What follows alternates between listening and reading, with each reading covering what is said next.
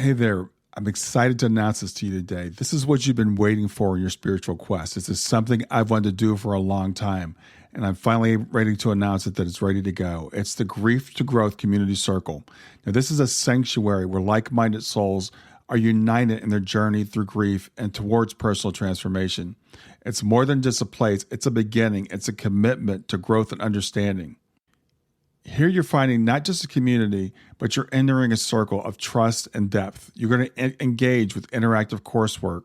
You'll dive into exclusive podcast episodes and partake in discussions that illuminate the path from mourning to empowerment. This is a realm where every question is honored and every individual's journey is validated. To be part of this exclusive circle, visit us at grieftogrowth.com/community or look for the chat icon at the bottom of every page on the main website. Remember that entry is a privilege because I want to ensure that every member is as dedicated and genuine as you are. You must apply to join, but the journey within is worth every step. So go ahead and join us today. Check it out, grieftogrowth.com/community, and I look forward to seeing you there. Hi there. Welcome to the Grief to Growth podcast. Your host is Brian Smith, spiritual seeker, grief survivor, and life coach. Brian believes that the worst tragedies of life provide the greatest opportunity for growth. Brian says he was planted, not buried, and he's here to help you grow where you've been planted. In each episode, Brian and his guests will share what has helped them to survive and thrive. His sincere hope is that this episode helps you today. And now, a brief word from our sponsor. When I decided I was going to do a podcast, I knew there were more moving parts than most people expect. How do you record a podcast? Where do you host it? How much will it cost? Do I need special software? How do I distribute it? All these questions were in my mind. I was all set to go with another podcast hosting company. Then I heard about Anchor. I believe that Anchor is the easiest way to make a podcast. Anchor gives you everything you need in one place. You can use it right from your phone or from your computer. Anchor is not only free, you can even make money from your podcast with no minimum listenership. Anchor's creation tools allow you to record and edit your podcast so it sounds great. They'll even distribute your podcast for you so it can be heard everywhere: Spotify, Apple Podcasts, Google Podcasts, and many more. So download the Anchor app or go to anchor.fm to get started.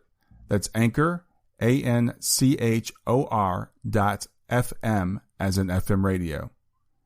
And now, back to our episode. As a quick introduction to this episode, I want to say that it was a true honor sitting down with Reverend Bill McDonald to discuss his fascinating life and his work. This episode goes on for about an hour and a half, so I know it's longer than our normal episode. If you need to break it down and listen to it in chunks, I would suggest you do that, but it's worth listening to till the end. There's a story at the very end about a reading he had called a Naadi Palm reading, which I had never heard of before, but was truly amazing. So again, if you need to break it up into chunks, that's great, but I would suggest you listen to the whole episode to the very end if you can. Thanks a lot. Hope you enjoyed as much as I did. All right. Hey, everybody. This is Brian Smith with your host of Grief to Growth, and I am here today with Reverend Bill McDonald, known as Reverend Bill. Reverend Bill is a fascinating man who I met a couple of weeks ago, and I am honored to have him join us today. I am going to read some of his bio. To read his entire bio would take an hour, but I'm going to just hit the highlights.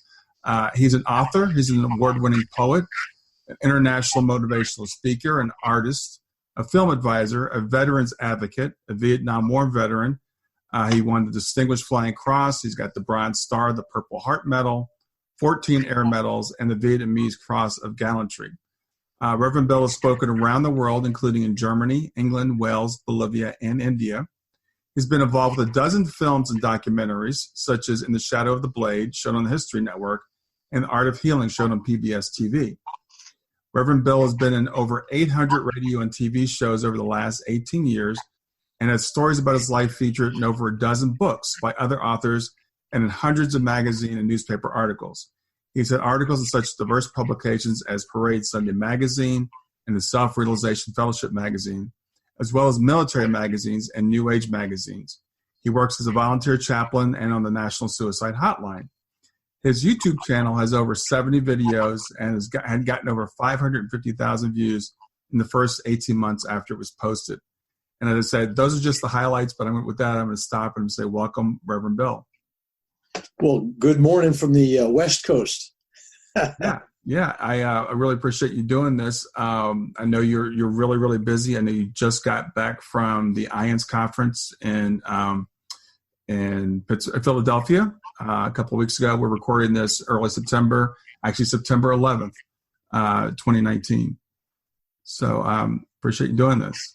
Well, it's my honor to be talking to you again. We've had this conversation before, so we're kind of going down some familiar roads. And I was talking to somebody the other day about one of my friends who passed away, my best friend in high school, a guy named Bob Amick, and since you're with this afterlife group, and connections and all that, I thought was kind of apropos to kind of talk about that, because this is one of those cases where I had a good relationship with somebody for 50 years, and we call and talk for an hour or so every day on the phone about spiritual, physical matters, all kinds of stuff.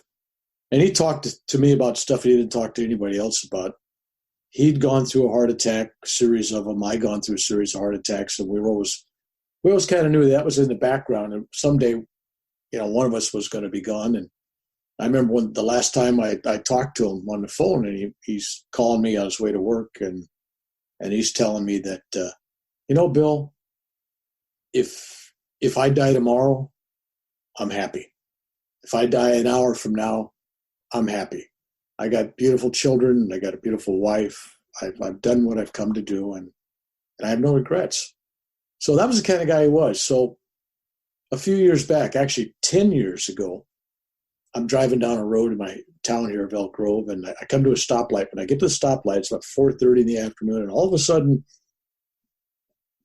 it's this whole image, this whole scene is playing out in front of me. I'm in my car, and it's just for the time of the duration of the stoplight. But all of a sudden, I see this congregation inside of a wooden church, an old wooden church, and I'm looking around, and I find myself standing up in front of all these people and giving a eulogy for my friend. And we kidly referred to him as Cowboy Bob because he was into horses and going out and cattle things, and he'd brand, and all that kind of stuff. And he had his guitar with him, and he'd play around the campfire. And I mean, the guy was he was the cowboy, the ultimate cowboy. And I'm looking at the altar of this church, and there's a picture of, Cowboy Bob riding a horse with his cowboy hat. And I started to tell the people about his life and about all these experiences and stuff. And I realized at that moment that Bob, my friend, was gone. It was like, it was his way of telling me, hey, I want you to give my eulogy, talk about me. I'm okay. So the next morning, I get an early morning telephone call from one of his brothers, and it was Glenn. And Glenn, I hear his voice. I said, okay, what's wrong? How's Bob? That's the first thing I said. I didn't even wait for nothing else. He goes, well, he died sometime between 4:30 and 6 o'clock yesterday up on his, up in his ranch. He passed away and nobody was there. He died of a heart attack on a driveway. And I'm thinking I had that vision at 4:30, and they suspect that it might have been the time that he died. And a few days later, I'm at this church in Sutter Creek, up in Mother Lode country up here. If you're in California, it's up in the foothills where they discovered gold. It's up in that area. It's beautiful house. And this old wooden church. And I went to the memorial service. I'm there and I'm looking at it and going, this is it, man. I just saw this right in my truck when I was driving. This is what I saw. And I found myself standing up, looking at his picture. Somebody handed me a microphone to give a eulogy. And I told the people the story of me being in my truck, having this very same vision of seeing these very same faces in front of me, and having my friend let me know that he was okay and they needed to hear that message. And it was like more than deja vu. It was a total replay. It was like, wow, here I am talking about something I hadn't even done yet, but I'm talking about like I'm doing it for the second time. So that got me to thinking about life and death and things this week. And as you know from your own personal experience, if you hold somebody in your heart, they're forever there. There is no death. And a lot of people need to hear that message. I was thinking that before we started the conversation, because there was a part that says, that's a message that's not getting out there. When somebody's lost, especially, close family member, a child, a wife, whatever, there's a part of us we're sad. We're depressed, not realizing that what we're really experiencing is we're missing somebody, like they've taken a journey and we didn't go with them. Yeah. It's a journey that we know we'll eventually join them with, and we'll be there with them. Yeah. But in the meanwhile, you got to deal with that. So that experience kind of helped me deal with several other people that passed away in my life. And it just kind of serves a reminder that life is continuous, just in a different dimensional aspect. Just because you can't see something doesn't mean it's not there. Yeah. But you feel it in your heart. Well, one thing I do want to add to that, because I was having a conversation with someone about this very thing just a couple of days ago, and they said that very thing. As long as you hold someone in our heart, they're still with us. And that's a very nice sentiment, but I think it goes beyond that. And this is why I like to talk to people like yourself who've had so many spiritual experiences going back, I think, about 60 years, right? I think your first one was around the age of 13. Yeah. That it's not only that they're in our heart, but they're actually still living, that there is no death, that life continues. So this might be a good way to segue into some of your experiences. I know you've had several afterlife, near-death experiences, but maybe you can walk us through some of those. Stay with us. We'll be right back. Hey there, something I want to tell you about today. My podcast platform, Buzzsprout, has recently made it easier for me to allow you to support me financially. Go to www.grieftogrowth.com/subscribe. That's grief2growth.com/subscribe. And once you're there, you can sign up to support me financially. Now, you can do it for as little as $3 a month, or of course, as much as you'd like. If you do that, you'll get access to bonus episodes, and you'll see those in the regular feed. They'll have a lock on them. But when you become a subscriber, you'll actually get access to your own private feed, and you'll be able to listen to the regular podcast along with the bonus podcast for the subscribers. I want to thank you for listening. I want to thank you for sharing the podcast. And I want to thank those of you who support me financially. Have a great day, and on to the episode. Yeah, it's as you mentioned, when I was 8 years old, I was extremely sick, and neglectful parents or unaware parents or uneducated parents or unattentive, I don't know. But I was allowed to get to the place where I kept going to school until the teacher sent me to the nurse because I was so sickly looking. And then the nurse saw me and immediately sent me home. Of course, this is in the old days where they would send somebody home from the second grade or third grade, right? And I had to walk 3 miles home. But I was so sick they couldn't get me in the classroom, right?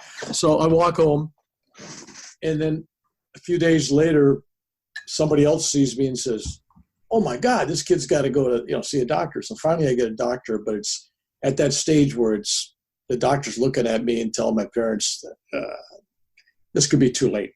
And I could only imagine for my parents at that stage of the game being told that it's probably going to be fatal. Couldn't have been a good thing for them. I'd have a hard time imagining that for myself. Sure. So I was taken away to San Jose County Hospital, basically made a ward of the hospital. Basically, they took over everything. I mean, I guess they figured my parents weren't doing such a good job. I don't know. But next thing I know, I'm put in a gurney, strapped down in a gurney, and I'm rolling down this hallway with the lights up above, and faces looking down on you. 8 years old, you feel like a prisoner, right? Like you're taken into a torture chamber. And I remember them telling my parents that it doesn't look good. And they think I'm out of earshot, right? But I'm hearing this conversation that, hey, they're talking about my death. I ain't going anywhere. So I'm put into isolation because I got communicable diseases of various kinds. I got a kidney disease. I got a lung disease. I've got all kinds of other things going on. And first thing they do is they put me in this room. They stick big needles in my back to take fluids out of my lung. And I'm sitting there, and they get through, and they just put me in bed. They go, "There's a bed." That's everybody. Everybody leaves the room. There's nobody else in the room. There's no nurses. There's no parents. There's no. I've been during this first night away from home in an isolation ward, totally by myself, literally totally by myself. And I'm laying there in bed, and my life is just getting. It's like fading. It's just, I feel myself fading. It's just, my energy is just, I'm going, something's happening. And I'm laying there in a totally pitch black, dark room. And all of a sudden, it's a blaze of light. There's this light in front of me, this sphere, this orb, whatever it is, just this light. And I sit up. And I'm looking at it. And then I realize when I'm sitting up looking at it, that the other me, the physical me, is laying down. I'm sitting up, but there's somebody below me. And I'm going, oh, that's interesting. So it's dawning on me that there's a separation going on. And then I'm feeling the light. And it's feeling like love. It's radiating. It's penetrating. It's hugging. It's squeezing in a good way. It's you're home. Have no fear. This is about love. And so I'm graced with this love, and I'm sitting there, and then I'm watching this light expand and expand. So there's no darkness left in the room. It's chased, dissolved, and killed off all the darkness. All is there is light. Every corner of the room is light. I can't see the room anymore. I can't see the bed anymore. I can't see my body anymore. It's just me standing there, surrounded by, well, more like embraced by the light. And I sense that something was getting ready to happen, and I'm looking at the light, and all of a sudden there's this unfolding of events, future events for the next 50 years of my life. There's who I'm going to marry, being in a war. I didn't know about Vietnam at the time. I mean, we were talking about 1954 or 53 or something. There's a war I'm going to be in, but I see I survived, so that was good. I see helicopters crashing. I see the house I'm going to buy. I see my future children. I see everything laid out. I even saw John F. Kennedy assassination, which I later on shared with my high school principal, and that didn't go over too good. A week before Kennedy was going to be assassinated, I'm telling the principal, hey, Mr. Stanga, the president's going to get killed in Texas next week. Yeah, okay, Bill, let's go back to classroom, right? And then when it happens, and nobody says nothing to you, right? Wow. Now, if you'd made that prediction in this year about anybody in politics that got shot, you'd have Homeland Security at your doorstep, Absolutely. right? Yeah. When'd you know it? Anyway, so I see this unfoldment of my events in my life and some world events, but mostly my personal life. And I knew from looking at that was my life. And so I was going to be continuing at some level for a period of time because I see these things unfolding. But then there was this strange phenomena. There was these two numbers. In the middle of this vision, there's a 2-9, and it'd flip over so the 2 looked like a 5. So it went 29, 59, 29, 59. I kept flipping around in there, and I'm going, it must have some significance. At the time, I didn't know what it meant. I've had people since say, oh, that's your Saturn arising. I'm not an astrologer guy at all. Saturn arising every 29 years, and at 59, it comes back into your chart. And, yeah, okay, great, big deal. But what happened was, right after my second near-death experience, when I was 58, almost 59, right? Almost 59 years old. I was in India hiking, and I was coming back from a place called Babaji's Cave. which is written about in the autobiography of a yogi by Paramahansa Yogananda. It's about this cave where this ancient spiritual meditation technique is brought back to the world and given to Larry Masha to pass on to the world. And it's a very sacred place that's protected. But meanwhile, I spent 50 some years trying to get there because I read about it. I wanted to find it. I finally get there. I have this wonderful experience in the cave, and I'm coming back down the mountain, and I'm standing on this cliff, 30-foot cliff. It wasn't sheer drop. It kind of went a couple of steps down. And that's the time I picked to have a heart attack. I have a heart attack, and I'm having a seizure, brain seizure, and and next thing you know, I'm passing out, and I'm falling 30 feet down, and I land on this boulder, big rock, about the size of an old Volkswagen Bug. I'm laying on top of this rock, looking up at the sky, blue sky. And it was like the cartoon, The Simpsons, where the sky opens up at the beginning of the credits, right? I'm looking at this. This is exactly what I'm thinking when I'm looking up the sky. Well, this is cool. And then all of a sudden I'm noticing that I'm rising. And I'm looking down, and there's my body just laying there with its eyes closed, dead on this rock. I mean, there's no pulse, there's no heartbeat, there's no breathing. I'm watching myself, and I'm thinking, oh, I've experienced this kind of before. I can remember that feeling. I'm feeling loved, and I'm looking down at the body and go, well, I feel sorry for the body, but I'm good. Wow. I'm good. Well, that body's not good, but I'm good, right? It's just laying there. And I'm feeling that familiar feeling again. Divine love. I mean, love. But I'm also feeling, maybe it's not the time. And the thoughts kind of entering my mind. And all of a sudden I'm looking down there, the body laying on the rock, and there's this snake, a large, if there's such thing as a small, they're all large.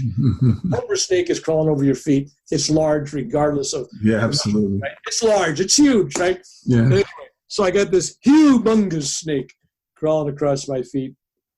And instead of being frightened, I get excited. And when I get excited, it's like the paramedics go with those paddles, with those defibrillators. Clear. It's like, boom, my body jumps up. It's like that cobra snake was a defibrillator for my heart. It's like, boom, and I jump up, and I'm standing up on the rock, and I'm inside my body again. And what's the first thing I do? I start grabbing the body of the snake. It's slithering by, and I'm trying to grab the snake. I feel love towards this snake. And I chase it through the grass, and I find it ends up going into this waterfall. And I'm sitting there looking at the waterfall, and I have this thought in my mind. If you've read the autobiography of a yogi, if you haven't, do so. But there's a chapter where this great sage, Larry Masha, has one of his last wishes created for him, a gold palace. And then it dissolves, and then he's told, go down to this stream where there's a little waterfall and wash yourself and bathe and rest, And I'm there looking at that. Nobody ever knows where that little waterfall was at, but this snake went behind it. It was a little waterfall. It was just a little trickle, 6, 7, 8, 9 feet at the most. And the snake is sitting behind inside of it, and I'm watching it. And that's the story that's coming to my mind. I'm thinking, my God, I found the lost waterfall. This must be it, right? Everybody felt happy. So anyway, now being a typical guy, let's fast forward. That was like in October of 2004. Okay. February 2005, right? There's a little time lapse, right? Remember, I just had a heart attack, right? I finally decided to go to the doctor. Oh, wow. Only when I get home and I've collapsed 6 times. I'm on the floor of my garage. I finally go, maybe maybe I should check on it. It's not just going to go away. So I tell my wife, I says, hey, I'm not feeling good. I'm gonna drive myself to Kaiser, 6, 7 miles down the road. I don't tell her I've just had a heart attack. Of course, that'd scare her. So I get behind the wheel of my truck. I drive 7 miles to an ER, having a heart attack. look for a parking spot. You ever been to a hospital? There ain't no parking spots, so you got to go. I'm driving around for 10 minutes. I come inside, and the emergency room's got a line of 22 people ahead of me to this nurse to check in, right? Mm-hmm. I mean, if you come in an ambulance, they take care of you. If you walk in, you stand in the line. So I'm standing in the line. A number of minutes go by, God knows how long, and I get up there. She hands me a clipboard, says, fill this out. So I fill it out with the number of my health card, names, all that stuff, right? And then the question, what are you here for? I said, I'm having a heart attack. That's all right, right? I get another line. There's about 3 people. She gets through to them, and then she comes to me, and she picks it up. She looks at my clipboard, and she goes, it says here you think you're having a heart attack. I said, no, I know I'm having a heart attack. She goes, well, let me be the judge of that. So she takes out her stethoscope. She listens to my heart. Next thing you know, this man's having a heart attack. She's ringing bells. Things are happening. I got people coming to put me in a gurney. But I was just totally calm. And especially when she asked me how I got there, I said, well, I drove my truck. So that's why there was no belief on her part that I could be having a heart attack. Right. So I'm taking it to the doctor, and the doctor's looking at me and thinking, well, it can't be that bad. I mean, you drove yourself here. You're talking. You're not making any, crazy things going on with your body. And I said, no, I'm having a real heart attack. I said, but it just doesn't seem fair. He says, what do you mean? I said, well, for 6 decades, I've been a vegetarian. For 3-4 years, I've been a vegan. I don't drink. I don't do cigarettes. I don't do drugs. I don't do sugar. I don't do caffeine. I don't do nicotine. I mean, I take care of my body. I meditate, all this stuff. Mm-hmm. And the guy looks at me, and I remember I went to that 29:59. Here's where that story goes. Mm. So he looks at me, and I'm 1 month from turning 59. 1 month from turning 59. And I just learned that a guy that was born in the hospital the same day as me, we shared the same birthday, same hospital, an hour apart. Our mothers were roommates in a hospital ward, and we didn't meet each other till years after the fact. I was in San Francisco. We met each other in Sunnyvale, California, when we were in a class, and realized when we exchanged information that we were born the same day, same place, and just an hour apart, right? He was Irish, I was Irish. I was William Hector McDonald Jr., and he was Paul H. O'Brien. I think it was Hartwell O'Brien Jr. I mean, it was like, anyway, very similar. And I'm thinking, well, we shared the same astrology chart. And then before this happened, I'm told that he died, before he reached 59. I'm thinking, oh my God. I mean, he didn't take great care of himself, but it was like, so I go to this doctor. I'm saying, it just ain't fair. I mean, here I am taking care of myself for almost 59 years. Mm-hmm. And here I am having heart attacks. And he looks at me, and he folds his hands, and he looks at me, and he says, well, Mr. McDonald, he says, with your genetic makeup, you're lucky you didn't die at 29 instead of making it almost to 59. So then I said, 29, 59. But I'm still a month away from 59, so I was a little leery about 59. But yeah. So that was those two things flipping around. It was like, if you don't take good care of yourself, here's your future. 29 is over. If you take good care of it, maybe you can make 59, right? Mm-hmm. But I found that, it finally made sense to me. I go, 29, 59. So that led me to another decade long of searching things. And then it was in 2011. That's 8 years ago. I was in my late 60s. And I went back to India via Germany. I go to Germany. And in Germany, I'm having heart problems. And I go, this sounds familiar, man. Like an elephant sitting on your chest, sharp pains. I'm not telling anybody. And I did a workshop over there, and I traveled. And then I left from there, and I went to Mumbai, India. And I ended up at this ashram with the guru. And I get there, and I'm introducing him to these big venues, thousands of people in mm-hmm. India, Mumbai and Pune and different places. One of these places, I'm sitting up in the audience. I'm not introducing him that morning. And I collapse in the middle of this crowd. And I'm having a full-blown heart attack. I'm dying. Nobody sees me. And here in India, here's India, right? You got thousands of people in the stadium. And I'm laying in the stadium, and everybody's standing up watching him. And I'm laying there dying, and nobody's paying attention to me. It's like, I go, what? So finally the guru, he senses something, and he tells the crowd he wants them all to concentrate on the heart and the sun coming up, the sunrise, and concentrate that energy on the heart. And he kept telling them about the healing energy of the heart. He went for 20 minutes, and he goes, what's he doing this thing about concentrating on the energy of the heart, the sun, the heart, healing? Finally, I get up. I'm going, wow, that was cool. So anyway, I'm told I got to leave. I told I had a major heart attack. And so on my way back, and they let me fly from India. I got this stuff from the medical hospital. They're saying I had a heart attack. They let me on an airplane, fly internationally. Okay, great. So you know what happens on an international flight? You're going to get a blood clot, right? So I get a blood clot. I collapse in Denver, Colorado, in the customs line. And they come and they take me out of the customs line. They work on me for 6 hours, and you're not going to believe this, but they let me back on the airplane and fly to Sacramento in 2 hours. Wow. With a blood clot and a heart attack, right? So you got to go, what? I would have never let somebody do that, but they let me go. I said, okay. I said, well, I'm reporting in the hospital when I get there, and I did. As soon as I saw my doctor, he, put me in ICU, and I spent 4 days in ICU before they could operate on me because I was too weak. So I get this operation. Here's the other near-death experience, the last one I've had. I'm going in for open heart surgery, which means they're going to cut my chest open. And in this particular case, I asked the doctor what's going to happen. He says, well, we're going to get ice or cold water, something. Somehow they were going to use something to actually stop my heart and my lungs. But they were going to have my artery hooked up to a machine. And so my blood was going to go in one side of this machine and oxygenate, and it was going to come out and pump back in my body. So they didn't need my lungs to work, and they didn't need my heart to work. Mm-hmm. So the doctors tell me, says, well, in essence, you're dead. We're just keeping the body alive. And he kind of said it kind of half jokingly, but I'm thinking in my mind, no, that sounds like death to me, right? The machine is doing everything. I'm not doing nothing, right?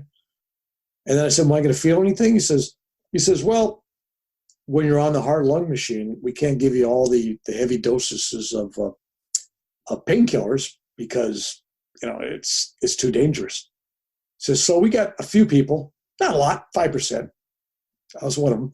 You'll feel something, right? I said, oh, that's great to look forward to. So anyway, so I'm laying on this, I'm naked. I'm laying on this ice cold metal table. I don't know what, they never heat them, they're ice cold. And then somebody decides to roll a sheet under me. I put a sheet. And so they're getting ready to put me out. They give you a shot. You count backwards. I get to about 95 or 6 or something. I don't remember. It was just, but as soon as I was out, and this is what's really uniquely different about this out-of-body experience, this near-death experience. I haven't heard anybody have exactly like this. And if you go to IANS, you listen to literally dozens and dozens of experiences. Very few meet the criteria. You die, you go through a tunnel, you have a review, boom, you see Jesus, here's your dog, there's your mother. Not all of them are like that. There's variety, and it really depends on your personal belief system, your religious background, your culture. And I think the divine God will give you almost anything that makes you happy, basically. So it's like, this is what you expect, that's what you get. But this was not even in that ballpark. I find myself totally out of my body, that body on the table, but in my body, a physical body in southern India, standing at a temple. And I'm standing there, and I'm not naked. I got clothes on, so at least I'm decent when I reappear someplace. Just want the record to show that. Yeah. Somehow I got clothes on, but there I am standing outside this temple. And then I remembered when I'm standing there, I had my Naadi Palm reading done in India the year before. And that is a reading done where they go back and they find these palm leaves where these ancient seers, these rishis, channeled future lives of people, and they wrote down the future of these people 2,500 to 5,000 years ago. Yeah, I want you to tell that story We'll tell that. after you finish this one. Yeah. So I'll go in detail. But one of the predictions of that was that someday in 2, 3, I'm thinking that was the time, man. They said so many, there it is. This is a time frame, right? At this period of time, I would travel to, and I was thinking I would take a physical trip there. You'll travel to this temple in southern India. When you get there, you will walk uphill 2 to 4 hours. Mm-hmm. And at the top of this hill, you're going to find all the rishis. All the rishis will be waiting for you. They will not impart knowledge on you. They'll just awaken it. In other words, you won't have to ask any questions you already know. You will sit there with them. So that was the prediction. I go, what a stupid prediction, right? So there I am standing there, and I'm thinking, well, that operation is going to take close to 8 hours. What else do I got to do, right? I mean, what I got to do, right? Mm-hmm. So uphill, I followed it, and it's like 2 to 4. I'm working a couple hours uphill. I'm walking. I am physically walking. People are walking by me. They see me. I see them. I mean. So people saw you. Yeah. I could touch things. They could touch me. I could bump into somebody. I could feel the breeze. I could feel the sunshine. I mean, I'm a real body, not an astral body, not a vision. It's a body. And so I'm enjoying that. Once in a while, I would feel my body like somebody had hands in it, pushing, pulling something. So that was happening in afar, but I could kind of sense something going on in that body walking up the hill. So I get to the top of the hill, and there's a clearing, and there's some stumps and some trees and some rocks and boulders. And it's a campfire. And there's these rishis. I don't know how many there was, I don't know, 20, 50. I have no clue. I didn't count. No, there was a bunch of guys sitting there, and they had funny looking hair. Unlike you and I, they had hair, real guys. Mm-hmm. And I'm looking at all this, and I'm going, wow, this is what we predicted. There's the rishis.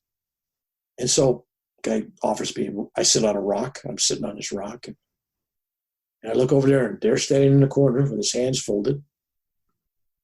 Is my guru. I'm looking at him, Yogaraj Gurnath. I'm going, Gurnath. And he goes, you could skip a beat.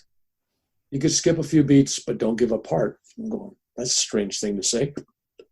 So I'm there, and I did feel the need to ask no questions. I mean, I kind of knew I knew. Mm-hmm. I didn't bring all that back with me. I'd like to say, oh, yeah, I got it all right here. No, I'm still some dumb guy that I went. But when I was there, it was like, oh, that's why. That's how come. That's the purpose. I understood it. But I wasn't allowed to take notes and bring it back and write a journal about it. Right. So all of a sudden, there's remember that blaze of light we talked about? That blaze, there's that orb, that blaze of light like a giant sunshine. And I hear the most softest, loving, angelic, divine, feminine, definitely feminine voice. And it says, Bill, just give up your heart. You don't owe anybody anything anymore. You've done enough. You've served. You've given. You don't have to suffer any more pain. I promise you no more pain. I promise you bliss, peace, joy, love. Just give up the heart. Come. And so my guru's back here going, skip a few beats, but don't give up heart. But that same line, right? And I'm going, what do you got to add? He says, I want you to stay. I go, why? He says, because you got more pain and suffering. I go, what? I said, wait a minute.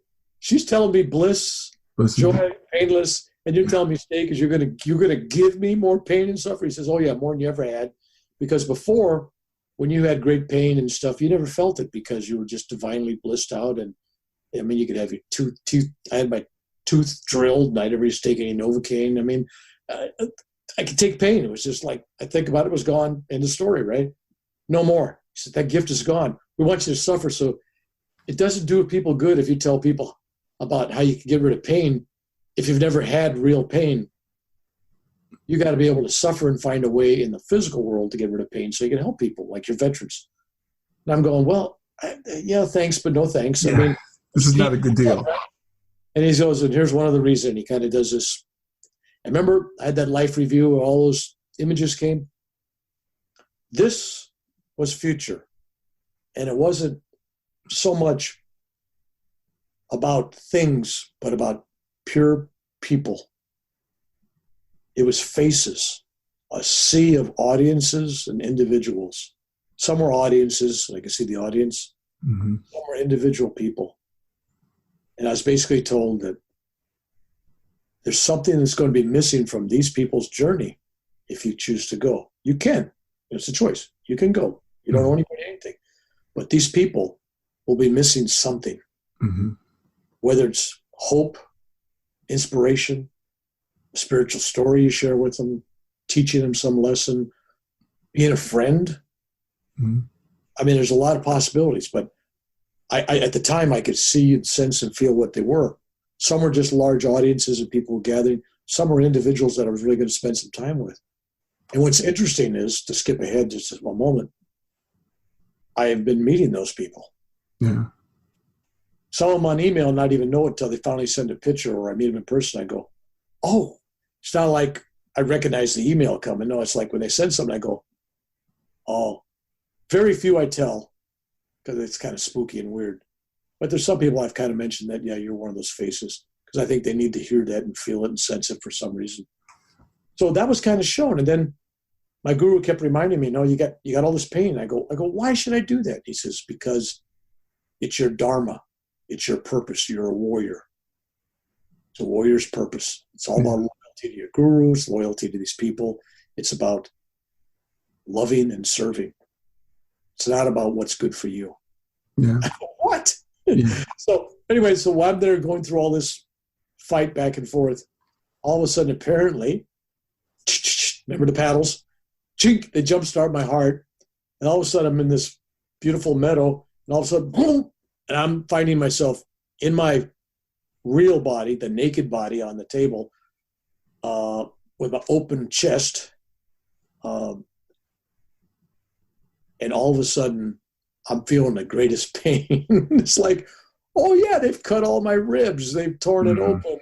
They've sewed this. They've done that. They've cut, I don't know if you can see that there, but I got scars all the way up the arms and the legs where they took the arteries and everything. So it was uncomfortable. I'll just put it that way. It was uncomfortable. Yeah. Yeah. At all, right?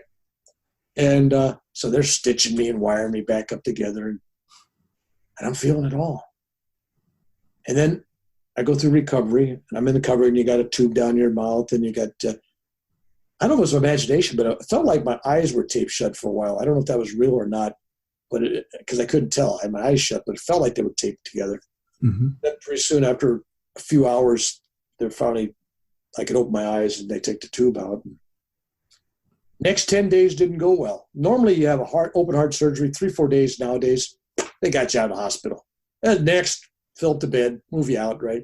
Especially if you got insurance, they don't want to pay for more than the minimum amount of time, right? Come on. Exactly. Yeah. So, I'm 10 days still after this operation, right? I'm 4 days pre-surgery, and I'm 14 days in the hospital. And every day I'm getting worse. I have 5 blood transfusions. I'm having a doctor really have to do something to me every day. But every time I close my eyes and just kind of go off into a nap or into a dream state, I'm back there on the hilltop.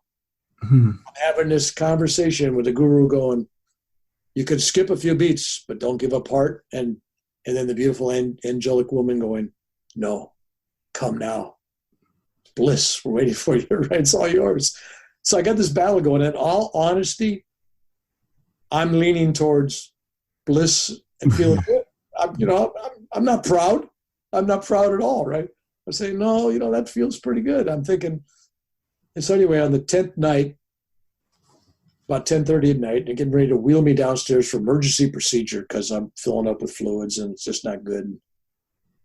I'm in a gurney and they're wheeling me out of the room, and my phone at the hospital rings on the bedside. And I go, no, I got to answer that. And they go, no. I said, no, I have to answer that. So finally they let me answer, and I get on the phone and I go, hello. Of course, I sound like who's that Fudd guy? Elmer Fudd? Elmer Fudd, yeah. Yeah. I sound like him. My voice was so ragged, right? And I hear this voice on the other end with a heavy Indian accent. Bill, this is Gornoff in India. And my thought was, yeah, how many guru-offs do I know? You got to get it. Right? Yeah, okay, now it's down to one. So he goes, next thing he says is, you could skip a few beats, but don't give up heart. And I'm going, what? What? He says, you heard me. You could skip a few beats, but don't give up heart. That was like a code thing or something, I guess, because that's what I've been hearing for 10 friggin' days, right? So then he says, now, you don't want to embarrass me. Not a good thing to embarrass your guru. I'm sending 100 people from the ashram up to the temple. I just told them I was going to heal you. Wouldn't look very good if that didn't happen, right? I go, what? So now he puts this guilt trip on me. Wasn't good enough that he could play this thing about it's your duty, but now it's like, no, if you die, you're going to embarrass him and make him look like a liar, right? Yeah. And I'm going, so it wasn't being motivated because I got grandchildren, beautiful, who I love, or my wife, who I love, or doing good, beautiful things for other people. It was a sense that I did not want to embarrass my guru. Yeah. I mean, as crazy as that is, but he finally found the one button that he could push, right? Got the loyalty button, the duty button, but he goes, no, you can't embarrass him, right? So I tell my wife, she was up there and wheeling me out. I told her, I says, I'm going to be out of here in 36 hours. She goes, yeah, okay, all right. I was in very good shape, but I was out of there in 36 hours. But that was and then real neat things happened before, during, and after that all kind of tie together in one big story. But that was my 3 near-death experiences. Mm-hmm. But I had numerous out-of-body experiences, a rainbow body experience, which was greater than the near-death experiences. It was more encompassing and more enlightening. A rainbow, you said? A rainbow body. And I didn't even know what that term was. It was back in the early days of my marriage. I guess I was like 20-something, late 20s. And I'd been meditating 3-4 hours that night. I had this thing. I didn't want to take time away from my family, so I'd wait till the family was all in bed sleeping. And then I'd start my meditations, which means I wasn't getting a lot of sleep because I get up and do long meditation in the morning too, and then work all day. So, but I was young and it was good discipline. And I had a real extremely long meditation this one night. And I get to bed, and next to my bed, I don't know if I got a picture of it. Yeah, I don't know if you can see that picture over there by nightstand. That's Paramahansa Yogananda. Yes. Okay, that's the actual same frame picture. I mean, maybe a new frame, but that's the same picture. Mm-hmm. I had that sitting on my nightstand, and I'm staring at it, and I'm looking at the eyes of Yogananda. I'm looking at his eyes. And I don't know if other people do this, but if you look at any religious picture, whether it's a drawing of Jesus, and I had to correct some young people that go, no, I got a picture of Jesus. No, you got a drawing. No, it's a picture. I said, is it autographed? Yeah. Anyway, so if you look at a rendition, art, whatever it is, or photo, it all works. When you look at the great ones, whether it's Buddha, Jesus, especially Jesus, the eyes come alive.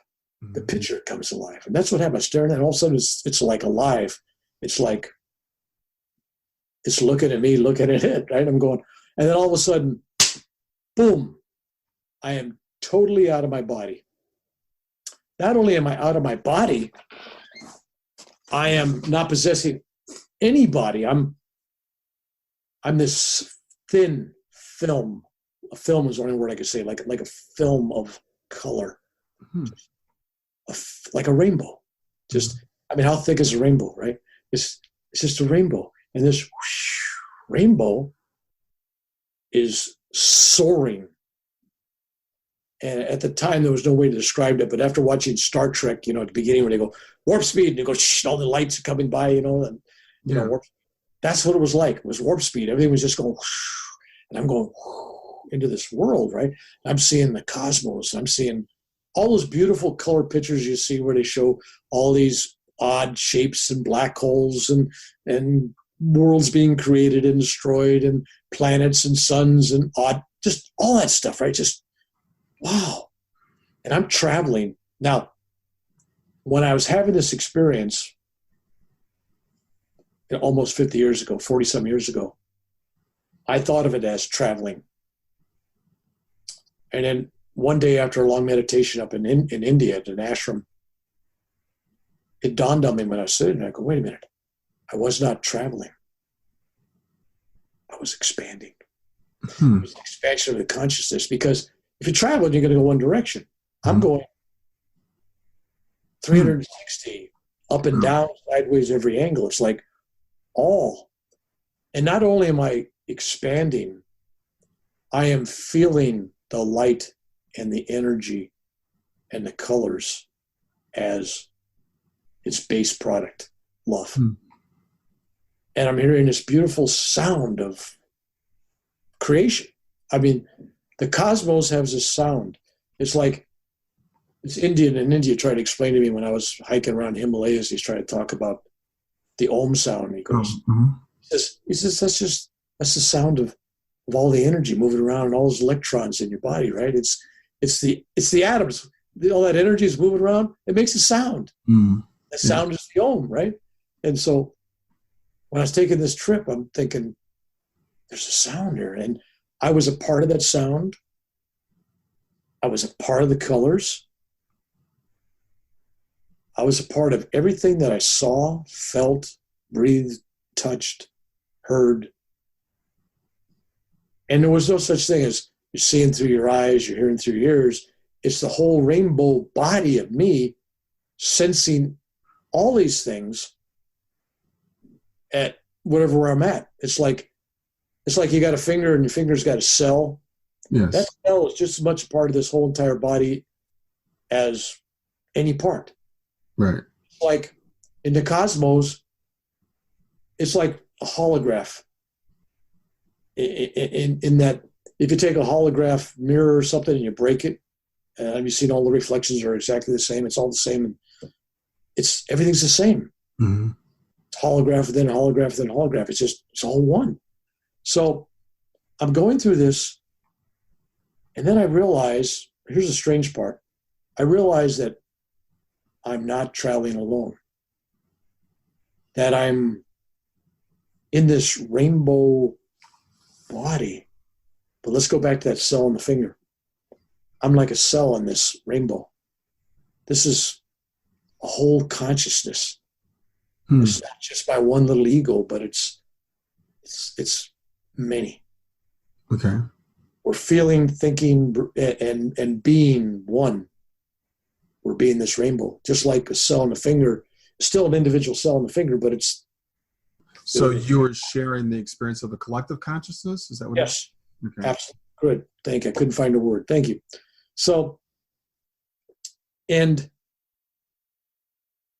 all of a sudden, back to this knowledge thing. It's like, that's why I'm here. That's why I was there. My past life, future, the world. I mean, everything was just unfolding. And here's the strange part about it. Time. Because, there's no time. It was an unfolding of about 300 million years, forwards and backwards. Yet in Earth time, when I finally came back, in Earth time in my body in the bed, it was an hour and 10 or 15 minutes. But it was 300 million years. And I'm experiencing the future like it's now. It's all happening at once. It was like I realized that you could concentrate and focus on any part of the future or the past. It's all now. And you could see the reasons why things happen and everything else. And then I was in touch with the other cells, collective consciousness of this body, and realized that we had a purpose. And the purpose of this collective rainbow, this particular one, there may be other ones for other things. Maybe there's one out there that's for science, and one out there for philosophy, one out there for politics, one out there for inventions, one out there for humanitarians, stuff like that. People that serve world peace, like Martin Luther King or Muhammad Gandhi, might be in a different. It was that type of thing. That was the images that were coming to my mind, that there was this separate task. This group had a different task. This task was purely spiritual love. this was about spiritual evolution, and that was a task of this group of people to reincarnate, come back into bodies at various times, and it's all now, right? So you could come in wherever you wanted to pop in, right? And give some new thoughts and stuff. And I basically learned that when you come back, you don't have the memory of that. Right. You're starting fresh and new, and then at some point in your life, you pick up the task. You pick up what you're supposed to do. And at the very end, you may have a glimpse of who and what it's all about. Yeah. If you're Yeah. not necessarily, but you're a volunteer. And even though people have this thing about, well, I'm going to meditate, I don't want to come back here. There are a group of people out there that will voluntarily come back. Yeah. Because of the greater love of all the group and help all evolve. And so there's this group. I don't know how big it is, but this group's task, and this is stuff that was just fed to me, and it could all be crazy. You don't know me enough. It could all be crazy stuff. So I just throw it out there for you to think about. Mm-hmm. And it wasn't until I had a momentary thought about my son and daughter and my wife. All of a sudden, I gave a reality to that life, to this body, that all of a sudden it ended 300 million year journey, and I was, boom, thrown back 1,000 pounds into my body, laying in my bed, crying. My wife just like, what's wrong? I'm bawling. I didn't want to come back. I mean, it was so beautiful. And I came back, and I was let known that some stuff I'd remember, basic journey, various components of it. Some things I could never talk about. Some things, even though I want to, I can't recall. It's going to erase it. If it was a photograph, they'd pixelate it. Yeah, okay, you're not going to remember, you're not going to see. And in time, as these things happen, certain things come back to me. I go, oh, now is the time for me to remember this. Now's the time for me to realize that it wasn't traveling, it was expanding. Those kind of aha moments come. Yeah. The fact, and it's not through a thought-thinking process. It's through a meditative, you're open one day and the doors open up and the windows and you go, oh, that's what that was. So that experience really was the most life-changing experience. So I came back and realized, because I kind of saw this thing goes and where we've been, and I also realized that we got teams. Call it teams anything you want. There's different groups, and you're in that group, and you got to help that particular group work together, but you're working for the greater good.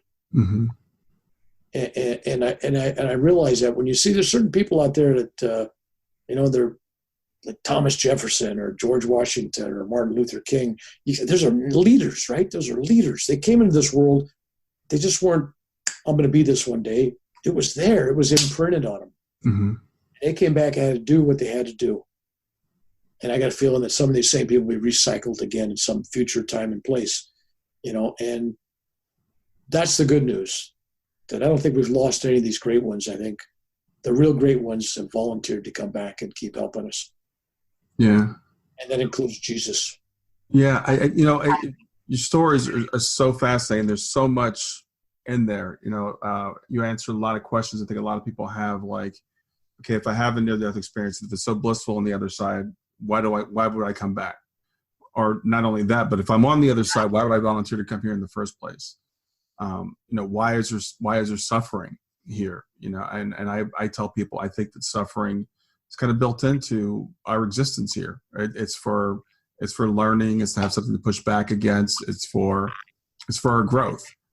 So I think your experiences do, they give us some of those lessons and answer some of those questions. Yeah, I think you asked the big ones there. first off, the question that nobody can answer, why would God create this place? I mean, if he created everything, and I don't have no doubt, everything's created from his consciousness. Mm-hmm. But that means he recreated the mosquito, Right. rat, the plague, AIDS, death, crippling diseases, evil, the devil. I mean, come on, go right down. Everything. It's on both sides of this light and dark. It's all his inventions, heads and tails. Right. So you got to ask yourself that question that can't be answered because you're asking it through an intelligent mind and not an enlightened consciousness. So you're asking on a level you only can get an answer on a level and you can't understand it. Right. Why? But that's a question I've grappled with and everything. I'm going like, hey, come on. Because I always hear these guru guys go, it's all an illusion. It's all a dream. I said, well, for that guy down the street, that's a pretty damn painful dream, right? Exactly. For him, it's real. It's all, nobody got killed. Nobody's dying. Nobody's in pain. I go, but, so philosophically it's great. But in the real world where, the foot meets the road, it's hard for people to swallow. Like, hey, I lost a child. I got somebody killed in the war. I had a car accident. Now I'm in a wheelchair. I got Lou Gehrig's disease. How fair is that? Right. I'm blind. But I ultimately believe that everything, and I mean everything, that happens to us is neither good nor bad. It's just stuff that we need. It's in the recipe of life. You got to add a little of this, a little pain, a little suffering here, some joy, some bliss, mix them together. That's life, right? But I think we need it to be able to grow. If there was no pain, if there was no suffering, if there was no death, who would reach out to become reunited with God? Who would want to be enlightened? You're happy, going from day to day. That's good. It's only when we suffer some loss, money, people, prestige, health, you lose something, it turns you inwards. Take a look at some of these people that have lost great prestige in the last decade or the last few years of Me Too. I mean, they could choose to become alcoholic, drug addicts. They could go suicide. Some of them, hopefully, will also realize that, well, I've also lost all that ego. I'm just a human being like everybody else. Yeah. Let's wake up. Let's go a new direction. Glad it happened, so I'm not doing that anymore. Let's move on. Mm-hmm. That's the choice we have. So it's easy.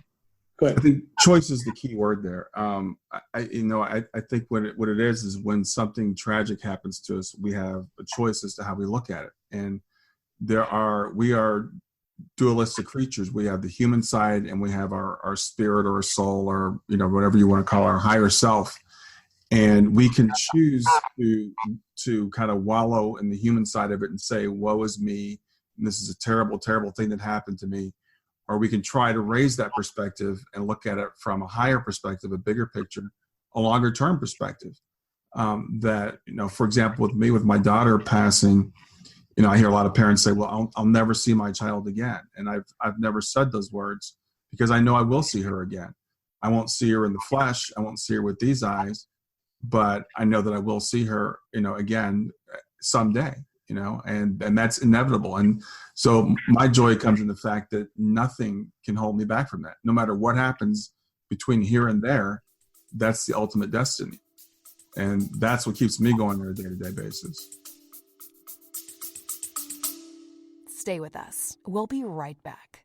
Hi there. I'm really excited to tell you about my latest ebook. It's 4 lessons that you can learn from the near-death experience without going through all the trouble of dying to learn them.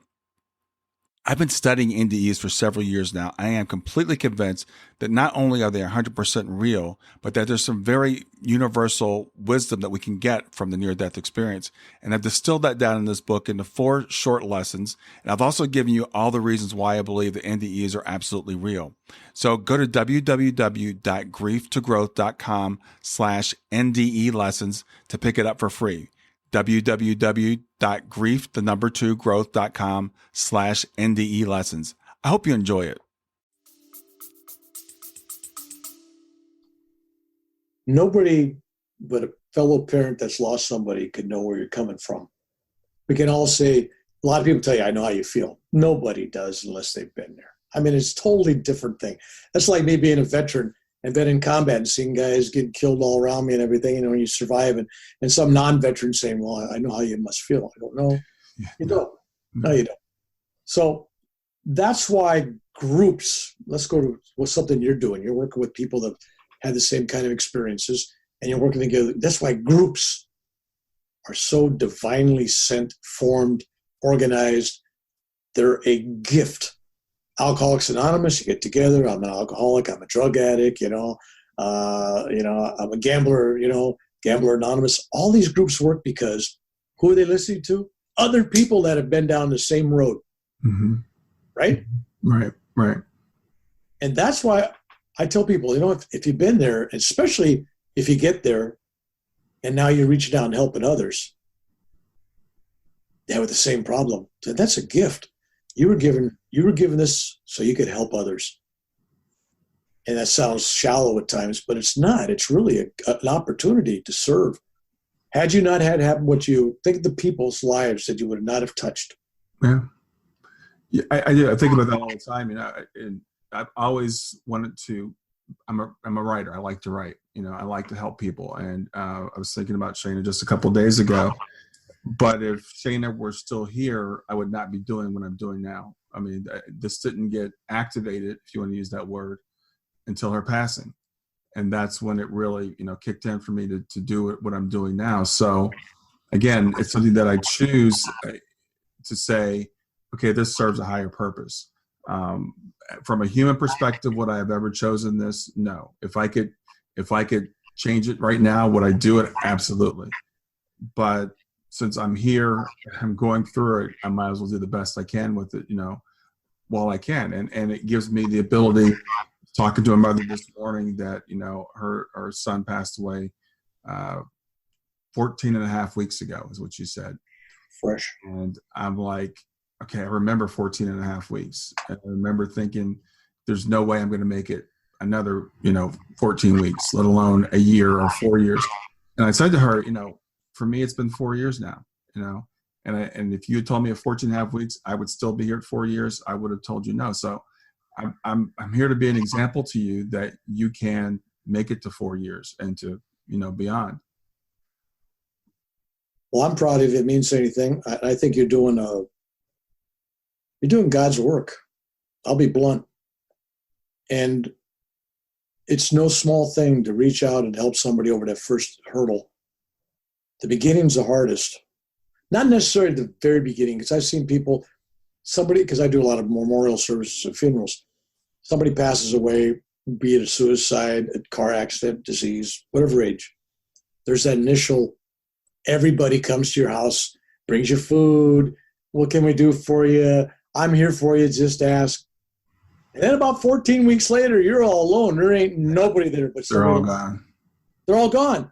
And Yeah. they don't mean well, but their life goes on. They just move on, and and they're on to something else. That's the real world. Is the real loneliness happens a couple, 2-3 months later. Yeah.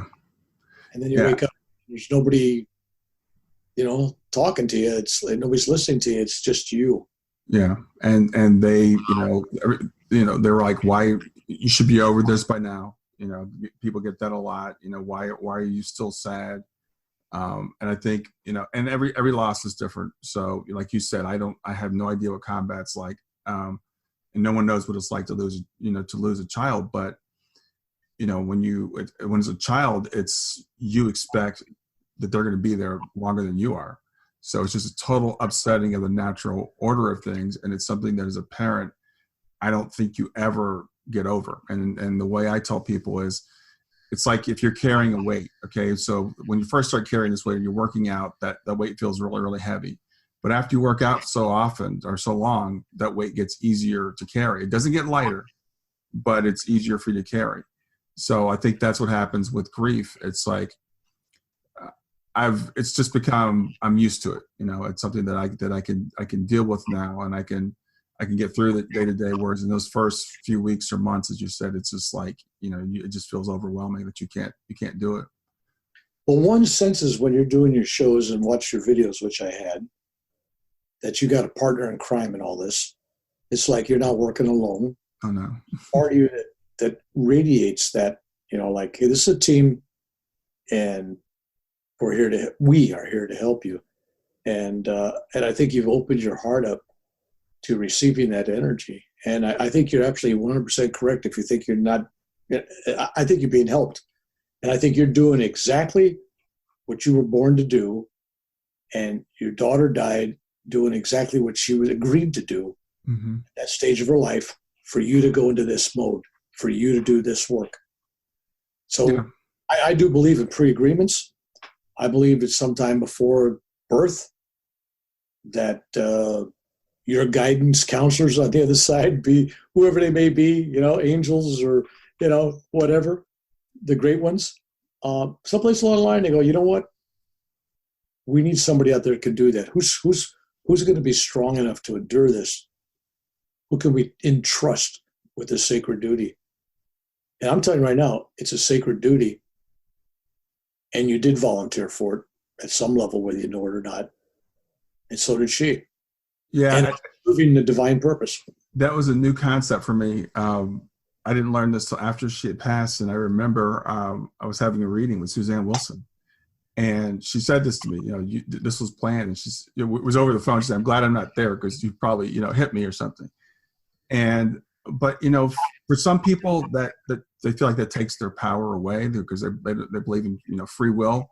I believe free will happens before we come here. And I believe that, and I just knowing and looking back and seeing the way Shana lived her life for the time she was here and how she lived it full out and all the people that she touched and all the things she set up before she made her transition, and all the signs and synchronicities and things she sent to me since then. And I can't even, I could write books about all the synchronicities that have happened, the people that I've met, the people that have reached out to me, the things that have happened. So it's definitely divinely ordained. And as I always tell people when I'm doing these, or I tell people a lot of times even after we're done, I have a second monitor over here that when I'm not working, there's nothing on it except for a picture of my wife and my two girls. And Shana's in the middle, and Shana's staring right at me the whole time I'm doing these. So I always feel her presence, pushing me to do what I do. And you're right that you're going to. This is not if and when. You will be together, and since there is no time, it's already now. And if there's a future now out there right now where that's already the truth. That's a true statement. The future now, you're looking back at this, and going, oh yeah, I remember that. Yeah, I was actually 100% correct. Here you are. Thank you. Yeah. And it's teamwork. And I got a feeling, my sense is that this is something that maybe you've worked with your daughter before. This is not nothing new here. You guys have done God's work before in different levels, and this just took it to this level where you needed to radiate a different kind of love and a different kind of help. And this is the only way it could happen. So basically, if you talk about making, lemonade from lemons, this is the greatest, sweetest drink you could drink. Yeah, well, we do the best of what we have, and meeting you a couple of weeks ago and looking at your bio and having a couple of conversations with you, you inspire me, greatly. And so I'm like, okay, this is the kind of guy I want to be. This is the kind of things that I want to do, and I want to be that person for somebody else coming along behind me. Someone can look at me and say, okay, if he can do this, then I can do this. And this is why I tell people, because sometimes people will say to me, you've got such great strength, you're just an exceptional person, and I'm not, not at all. And it's not easy. It's very hard, and but I want to give hope to other people, and I feel very blessed. Like I said, now I can be at the point where I can say, hey, 4 years, I got my 4-year pin. So if I can make it 4 years and you're at 14 weeks, or you're at 2 months, or you're at, a year, you're going through those first anniversaries. I remember what those first birthdays are like, the first birthday or the first Christmas, or whatever. And if you think I can't get out of bed today, then maybe don't get out of bed today, but try to get out of bed tomorrow. So being able to do that it's a blessing. It's an honor. Just in this same theme, let me tell you a story about my youngest grandson. When he was 3 years old, his other grandfather died, and his other grandfather lived about 50 miles from where he lives. I live just a mile or so away. So they used to call him the faraway grandfather. Yeah, they call him both grandfather, but faraway grandfather, and then there's me, grandfather, right? And then there's faraway grandfather. And the guy was part Native American. I don't know if he was Cherokee or whatever tribe he was, but he was a really unique guy. Mm-hmm. And he passed away and went to his funeral, came back home, and I got my grandson, 3 years old, at my house, grandfather's house, right? And he's playing with his Legos on the carpet. And I'm starting to talk to him. He says, quiet, Grandpa. I'm talking to Grandpa. And I go, yeah, you're talking to Grandpa. He goes, no, far away, Grandpa. And I said, really? And he's looking, he's looking right at whatever, right? And he goes, and he's listening to a conversation, right? And I said, well, what's he saying, Johnny? Mm-hmm. He says he loves me. I said, you tell him you love him too. So he tells him he loves him too. And well, when I got that message, it was, it's not just for my grandson. My grandson just has to be very open to those kind of things. Mm-hmm. That message is for his wife, for the other grandmother. And I didn't know at the time, she was home. She was just packing up his stuff to give it to the Salvation Army, his clothes, his suits, all that stuff, cleaning out the house of his memory. He's passed on. And she was crying. She spent the whole morning crying. I didn't know any of that. So I said, I'm going to call. I told myself, I'm going to call your other grandmother. I called her up on the phone, and she was kind of holding back her tears and her crying, right? And I said, let me tell you what just happened. So I told her, right? And I said, he was telling Johnny he loves him, but it wasn't just for him. Right. It's for you too. Right. And then she, really broke down, but in a good way. So there's breaking down in a sad way. Then there's breaking down in joy. Yeah. It's like, it was a good tears.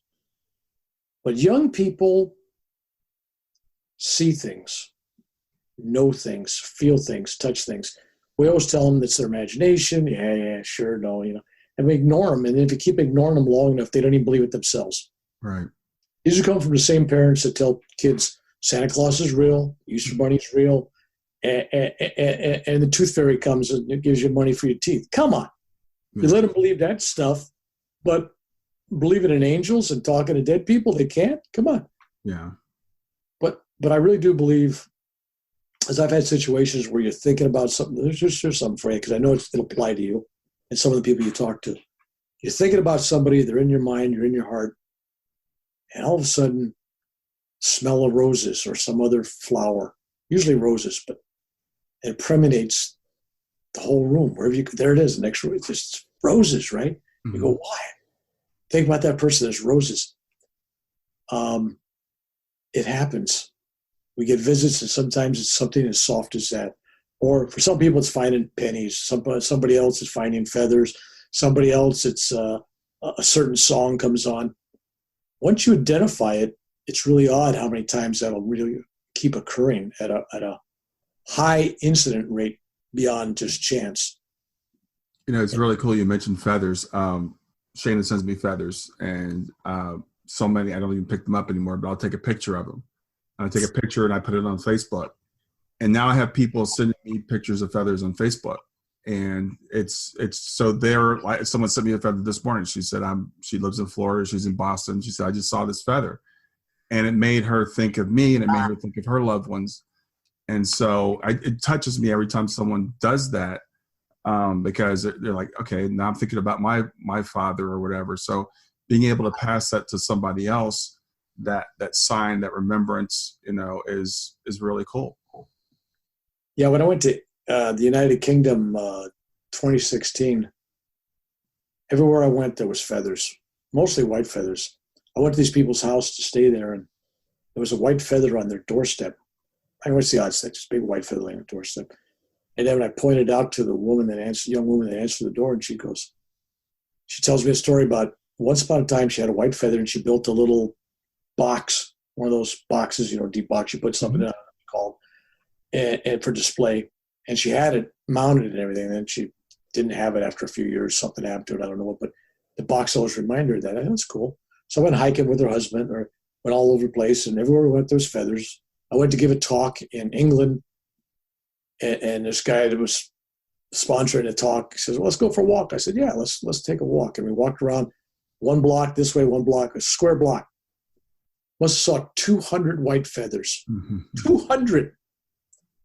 He's going, because I was telling him about, before we started to walk, I said, feathers are following me all around on this trip. I said, it'd be interesting. And yeah. So then we start to walk, and there's a feather. And then, yeah. They was amused after about 10 feathers, and then it kept going and more and more. And it just got feather, all the way around. Yeah. Across the street, nothing. Just the sidewalks we walked. So feathers, in fact, I just on YouTube yesterday, or not YouTube, but on Facebook, I just posted pictures of feathers yesterday from an hawk. I couldn't collect them because they're from a hawk. In America, I don't know if people know that it's against the law to pick up owl feathers and hawk feathers and eagle feathers. You got to be a shaman with a tribe. You got to be a medicine man or something, and you have to have a license. You can't get on an airplane with them; you'll get arrested. A lot of people don't know that; they just pick up feathers. So I pick up feathers and other kind of feathers. But so I found a bunch of feathers yesterday. I was just kind of smiling. I took pictures of them, and I said, okay. But it's the feathered trail. I call it the feathered trail. Yeah. And it's there. And I just had numerous things, and people all tell me the same story. Well, since you told me that, I found a feather yesterday or a feather this morning, or it's like all of a sudden now their eyes are open. But now they're noticing them all over the place. Yeah. Well, we've been going a little over an hour. I would like to ask you, if you could, though, I'd love you to tell the Naadi Palm story. Okay. All right. I'm going to assume that most people were ignorant like I was. To say I was ignorant would be stepping it up as pretty good. I'm probably more stupid than ignorant. But I had no clue what a Naadi Palm reading was. I'm at the ashram. I've been there several months, and my guru goes, Bill, I want you to go down to Pune, the city that's close by, and I want you to get a Naadi Palm reading. I'm thinking, Naadi? Yeah. And my Naadi Palm, what's my palm been doing, right? He goes, no. Naadi Palm. He says, it's a palm branch. Oh, palm branch. Oh, okay. So they cut the fronds off it, and it's just a solid piece of wood. And they engrave stuff on it. I go, okay. And I'm looking at him going, yeah. He says, well, they do this 2,500 to 5,000 years ago. Great rishis sat around and they channeled, something like the people, people channel. They channeled future lives, and they had these scribes write them down, engrave them in these pieces of wood, and shellac them, try to preserve them. And I guess some of them, after a while, fall apart, and somebody copies them and puts them on another one. So some could be, only 700,000-800,000 years old. Yeah. So, but they're close to the originals. And they did apparently numerous palms. And so I'm thinking, okay, great. I said, well, how do they know which one's mine if they got 1 million of these, right? He says, well, they take your thumbprint. Right thumb if you're a man, left thumb if you're a woman. I'm going, okay, great. He says, oh, no. He says, the squirrely lines on your thumbs. So like in astrology, you got 14 signs. Well, with thumbprints, you got 108 different kind of scrolls. So you could have like 108 different signs or something. Mm-hmm. It didn't make any sense to me. I'm going, yeah, okay, that divides 1 million by 108. You still got thousands, right? Right. And so I said, okay. He says, now you go down and you get it done. I said, well, first off, I don't believe in it. It's a waste of time, and I don't want to spend the money. He says, no, for you, it's true. And I want you to go down there. And I said, okay. So I go down there, and I tell my friends that are with me, I said, don't nobody mention my name when we walk in. Nobody give me any clues. And every time they ask me a question, it's just going to be yes, no explanations, no further elaborating. Now you're close or not close. Just that's it, yes or no. And they asked for my thumbprint, which I gave. They put it on a tablet of paper. And they said, well, put your initial next to it. So I put W for William, which I never go by. Let's go by Bill. Only person that calls me William is is my wife when I'm in trouble or somebody, right? Hey, what did I do? Anyway, so I sat down. About an hour later, I get called into this room. It's about the size of this room I'm in now, just a little small thing, and it's got an altar.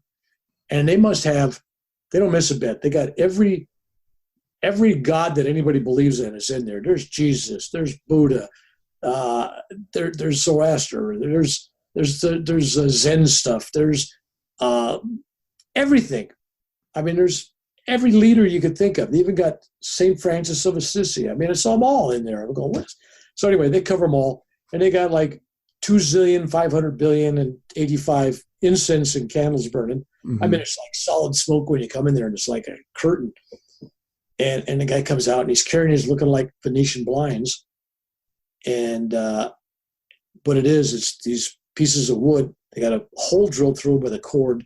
So there's about 20 of them held together. And the idea is they go to one that's taken from your pile based on your thumbprint, and they ask you a series of questions. If you answer no to any of them, then that's not yours. One single no, it's not yours. So guy goes to the first 6. They were close. He says, intuitively, he says, I know this next one, the 7th one, is yours. I said, okay, fine. Maybe I'm not giving any hints. Because I'm thinking these guys are like Las Vegas mentalist acts. And if I gave you some training or even went online or read a book, I'm going to tell you right now, there's ways to manipulate your thinking where I can get you to, and I've done it with people, name a fruit, a number, a tool, all this kind of stuff. And they'll all write down the same thing, right? I already got it written down because of the way you talk to them for 10 minutes. You've got mindset on that, right? Colors and stuff. Anyway, so I'm thinking, yeah, they're going to kind of go down that mentalist path, and they'll look impressive, and then there'll be a cold reading, and they'll go, well, I think this could be, none of that. So the guy gets the thing out, and he says, okay. He says, your name is 4 letters long. I go, yes. I'm thinking Bill. That's 4 letters. I don't tell him Bill. I just said yes. He says it starts with a B. I go, yes. And he goes, it's B-I-L-L. Bill. I go, yeah. And then he goes, and your father's name was, meaning he's dead, right, was the same as yours. And I had to say yes, because I'm junior. So he's, senior. So it's like exactly the same, right? And then he goes, and your mother's name, and he couldn't pronounce it, and he spelled out Marcella, which is an unusual word for an Indian to have written down on anything. But Marcella. And I go, yeah. And use the same term, was, meaning she's dead. And I said, yes, she's passed away. And then he goes through question after question after question. He says, we don't have a word for it. Closest thing you got I could think of, he says, you were kind of like a foster kid or something. You didn't have one parent with you, and maybe for a while you were separated from both parents. And I go, yes. And, the story there, basically I was separated totally for a year, and I never saw my real father ever after I was born. So, yeah, I was separated. So I said, yes. I said, okay. And then he goes, and your wife's name is? I'm thinking, okay, Carol. I'm going, what? Carol? They got my wife's name down there. And I'm going, she graduated from prestigious university in the United States. And I was debating what to say on that because my wife would laugh because she went to Cal Berkeley, right? She thinks that's a good school. I went to University of San Francisco, which I think, hey, that's the top banana. But anyway, I said, yeah, okay, I'll give her that. And then it went down, my children, what I do for a living, it just question after question was right on. And then he says, okay. He says, your birthday is March 16th, 1946. Wow. That's what I said. I go, instead of saying yes, I said, wow. I go, oh. He says, but we apologize because we don't know exactly what hour it was. I thought, oh, okay, all right, they're human, right? Doesn't know what hour. He says, well, we think it's between 1:05 or 1:10 and 1:20, 1:25, someplace in there. We're not exactly sure. Now, what they didn't know was when I was born, the doctor wasn't there. I was born when they were giving my mother an enema. If you can imagine that in your mind, don't imagine it too much. Because I was born in with a mouthful of crap. I landed right into the pan. Anyway, so the doctors came many minutes later after I was born, and the doctors were asking everybody what time I was born for the birth certificate. And everybody, they had to take a guess. And they go, well, it's between 1.5, 110, and 125. And they took a guess about, so when I got on my birth certificate, it's a guess. Mm-hmm. So what these guys did was they gave me a guess as well. Wow. So it was like, how would they know that? Yeah. It was like really weird, right? So they went to the thing and said, it shows here on this thing that you're currently writing a book that'll be about your guru. Yeah. Spiritual-based book. Yes. And then they named my guru, and they talked about my children, the order of birth. So they said you're currently writing a book. So apparently they knew when you were going to come in for this reading, right? Not only are you going to come in. You're intuitive, because that brings up the next thing. The guy goes, so now you want to know if this was the right time to come in on this, because you could come in here next year, 10 years from now, or you could have been here 20 years ago, and it wouldn't have been right. So this next piece of information is important, because then it's either the right time or not. I said, okay. He says, you recently worked on, and he changed it. He says, it says play here. He says, but they didn't know about movies 5,000 years ago. So he says, intuitively, I know this must mean movie. You recently worked on a movie, but not as an actor. And I go, yeah. I helped rewrite a script, gave some suggestions for a script. But nobody knew that at the ashram. Wow. Just a couple weeks before, I was giving feedback for a rewriting of a movie. And I'm going, wow, because the timing was absolutely perfect, right? Right. So I went through a whole bunch of stuff. I mean, some really neat stuff. And nailed it all. And then so I reached down and I grabbed my wallet, and I'm pulling out money. I'm going to pay the guy, and he goes, no. I go, well, thanks for the reading. He says, that wasn't your reading. He says, that was just to find your index card. Now we're going to do your reading. Now we know who you are. We know it's, stacked with it. And I said, really? So then 6 hours later, they take me upstairs, and they got a guy reading. He's reading a different language from this stuff, and he's reading it to another Indian guy in another language, and then that guy's giving me an interpretation in English. So it's like 3D process. And he goes back to the most significant past life that connects me with events today, not necessarily the last past life, but something that I would know and recognize why things are happening today. And the future. And they read everything I did from the time I was born to the time I walked in there. Wow. I wanted that first, because that would tell me, if they got that right, I'm ready to listen to the others. If that's wrong, I'm out of here, because that's a waste of my time, right? It's just mumbo jumbo, right? He nailed everything. It was like, wow, man. You got skin problems, you got heart problems. I mean, it goes to this whole stuff, right? So then he goes back to a past life, and my guru sent this note along that I gave him, because he wanted the astrologer to give me my worst sin of that lifetime.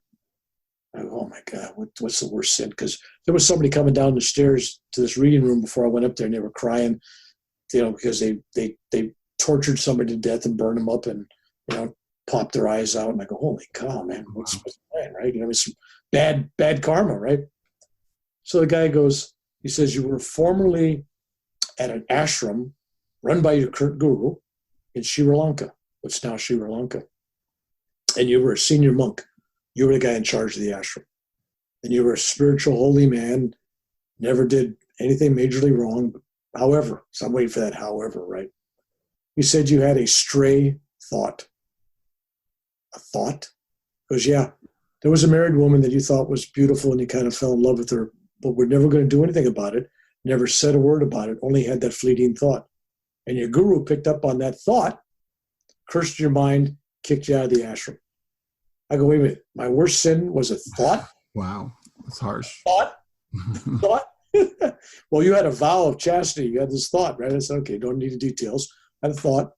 And then you wandered aimlessly for a period of time they couldn't determine until the last image they're picking up from that life, where I'm bathed in the Ganges River. I go underwater. And when I come up, there's this blazing light. And there's Lord Shiva. And I'm taken away in a rainbow body. Mm-hmm. And that was my last moment of life on Earth.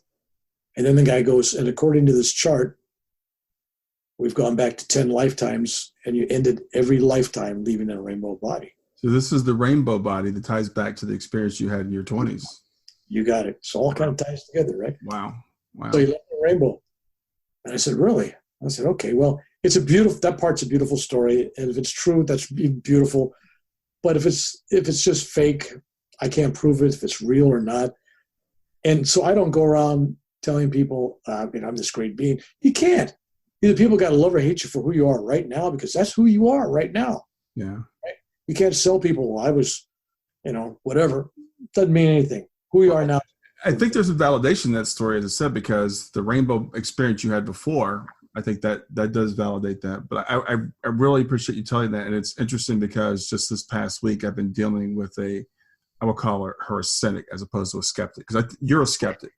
I mean, you're telling me how you would in this reading. You did not go in and spill your guts, and you were looking for cold readings, and you were looking for, the mentalist tricks. But, you're convinced by this. And, and this person I've been dealing with is like, and I work with a lot of mediums, and they're like, well, they can look things up on social media. So they could have done this or they could have done that without any proof whatsoever. But these are things that someone writing thousands of years ago or hundreds of years or 100 years ago could not possibly know about you. Nothing. That someone tells you as you go into this place. So to me, it just shows me that there are things in this universe that we don't understand.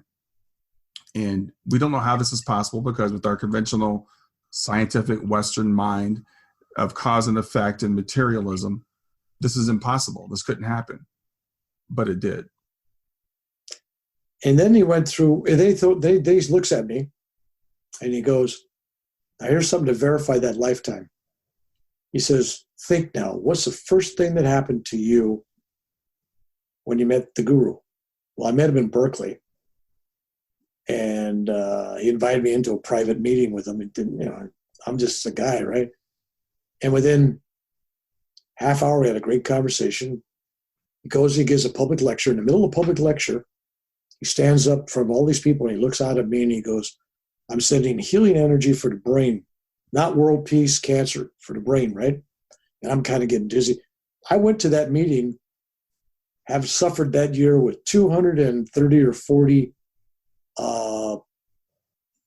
seizures, epileptic seizures. Mm.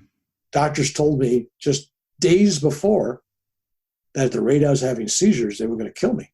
But if I had another seizure or two, it probably could kill me, because I was collapsing and everything else. It was just really bad. So I'm there. It was August 16th, I believe. August 16th, 17th, 18th, right around there. In Berkeley, of all places. That was 11 years ago, 2008, okay? No seizures since then. Mm-hmm. I was having one or two a day. Mm-hmm. All right? And the guy says, and so I offered that to the guy, because he says, because I told him that was the first thing that happened. He says, yes, and who put a curse on your mind back in that lifetime, on your brain? Your guru. And he says the curse wasn't for any other reason but to be able to verify this now. It's not like your curse, it's just, it was all part of the divine play. Right. And so then he proceeds to go down what is the interesting part, which is the future, which we could talk about another time, but all the future stuff, which was going to that temple and meeting the rishis. Mm-hmm. 95 or 98% of it's all happened. My list is very small. Very small.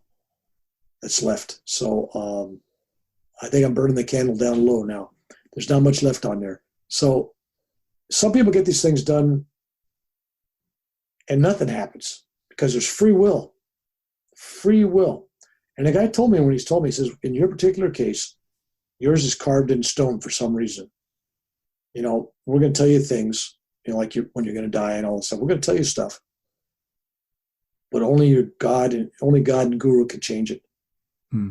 Other people, if they get foreknowledge about an illness or something, well, they change their diet, they do this, they change their way of, relationships, they change things. Just by virtue of them knowing what the future is, they're exercising their free will to change it. Interesting. And then I said, well, about my free will? They said, well, your free will was used to get to this point. Yeah. This is what you created before you were born. Yeah. You are exercising your free will. Right. That you already planned. That's why it's already locked in. This is what you're supposed to do. So anyway, so that was India and beautiful stuff. And I wish someday, if I go back and you want to go with me, it could be a good trip. I could take you to one of these places. You might find it wonderful. Sounds wonderful. Well, we're going about an hour and a half. I want to make sure everybody listens to the whole thing. So we'll have to end. I could talk to you all day long. I definitely would love to do this again. Before we go, I'd like you to talk about your books. Just have a little blatant commercialism, because I always forget it. But this is my Alchemy of a Warrior's Heart, and that deals with 4 long trips, 3-4 months at a time, to India in the last decade that I wrote the book. 2 near-death experiences, meeting gurus, miracles. I mean, miracles. Really, some really mystical things. And then that's your period of life between 50 and 60, or I can't remember what decade it was. 60s. 60s, okay. And then this book is my autobiography, Warrior: A Spiritual Odyssey. That deals with birth, Vietnam, through later life, ends up in Machu Picchu, where I have a heart attack. I have a heart attack everywhere. I've had heart attacks in Machu Picchu. I've had it in Peru, Bolivia. Vietnam had a heart attack. India had a heart attack. Germany had a heart attack. Mexico, I've had you name it. I've had heart attacks everywhere. But anyway, that's my autobiography. They're both available on Amazon and all online bookstores. And I use the funds from that to fund my Spiritual Warriors ministries. And I plow everything back into that. I fund it myself. And of course, people buying my books are funded. They just don't know it. Yeah. I'm working with veterans, homeless, those incarcerated, those with PTSD. And it's a group that's been kind of neglected. And so I found that, I'm working out there with all these New Age groups. They got enough New Agers to help New Agers. The vets need help. There's nobody giving them my message. My message is a little different. So that's where I'm at. And I thank you for all the work that you've been doing since I got an opportunity to do so. Thank you very much. And thank you for allowing me to speak on your show. Yeah, and I want to talk about your website. It's revbillmcdonald.com. So it's REVBILL. McDonald is McDonald. And all this will be in the show notes. Again, I want to thank you for doing this. It's been a true honor, having this conversation with you again. I hope we can have more. All right. Blessings and peace to you, my friend. Same to you. Well, that's it for another episode of Grief to Growth. This is your host, Brian Smith. Reach out to me anytime at grieftogrowth.com. That's GRIEF, growth.com. I look forward to hearing from you, and I'll be back with you with another podcast soon.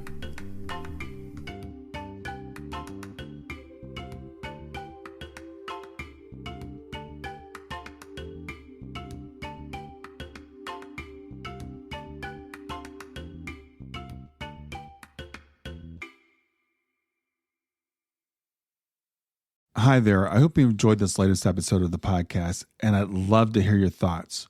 What questions came up for you? What did you like about it? What didn't you like about it? I invite you to visit us at grieftogrowth.circle.so. That's growth2growth.circle.so to continue the conversation with me and with other listeners. It's a space to sound off, to share reactions, and to go deeper into the topics from the show.